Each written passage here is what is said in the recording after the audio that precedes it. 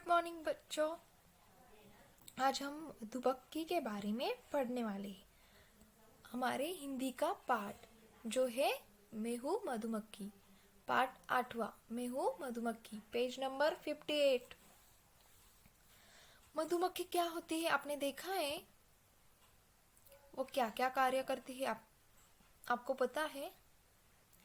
हाँ, तो वो शहद जमा करती है।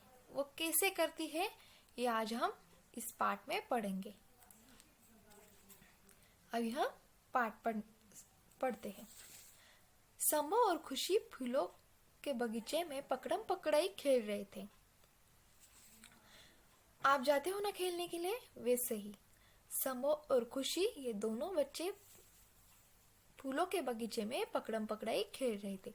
तभी उन्हें फूलों पर मंडराती गुनगुनाती मधुमक्खी दिखाई पड़ी। वह वो खेलते खेलते उन्हें एक मधुमक्खी दिखाई दी जो यहाँ वहाँ घूम रही थी, मंडरा रही थी, गुनगुना रही थी। वह कभी इस फूल के ऊपर जाती तो कभी उस फूल के ऊपर। वो मधुमक्खी फूलों के ऊपर जाके बैठती थी, कभी इस फूल पर कभी उस फूल पर। ऐसे दोनों हैरानी से एक दूसरे को देखने लगे।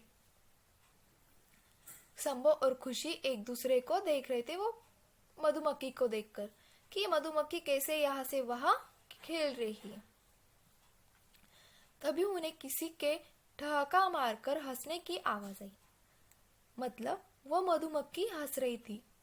ठहाका, जोर से हंस रही थी वो।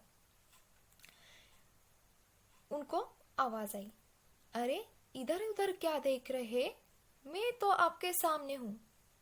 ऐसा कौन बोला? मधुमक्खी संभव और खुशी से बोल रही थी। अरे इधर उधर क्या देख रहे, मैं तो आपके सामने हूँ। संभव और खुशी ने देखा, सामने पंख फैलाती मधुमक्खी खड़ी थी। संभव और खुशी के सामने वो मधुमक्खी खड़ी थी और बोल रही थी, अरे इधर उधर क्या देख रहे, मैं तो आपके सामने हूँ। वह बड़े प्यार से बोली, बच्चों जानते हो मैं कौन हूँ? मधुमक्खी संभव और खुशी से पूछ रही थी, बच्चों आप मुझे जानते हो मैं कौन हूँ? मैं शहद की मक्खी। क्या बोल रही थी वो? मैं हूँ शहद की मक्खी।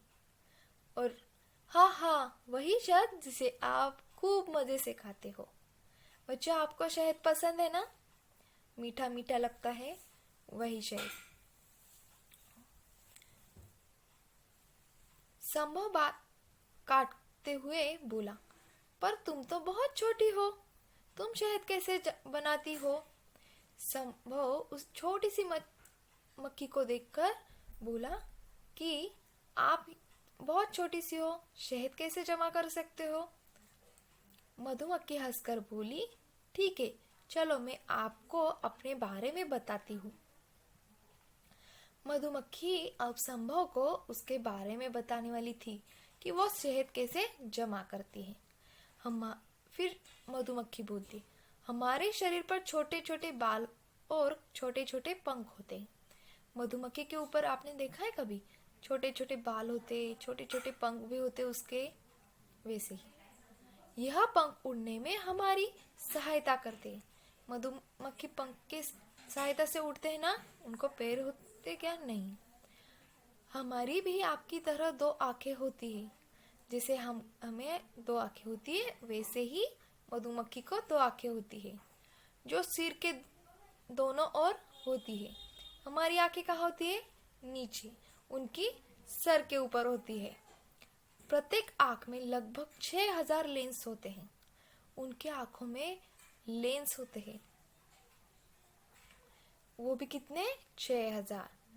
परंतु हमारे नाक और कान नहीं होते। आपने कभी देखा है मधुमक्खी को नाक और कान होते हुए? नहीं ना। वैसे ही आपको है नाक और कान। और नाक से क्या करते हैं हम? सूंघते हो, और कान से सुनते हैं।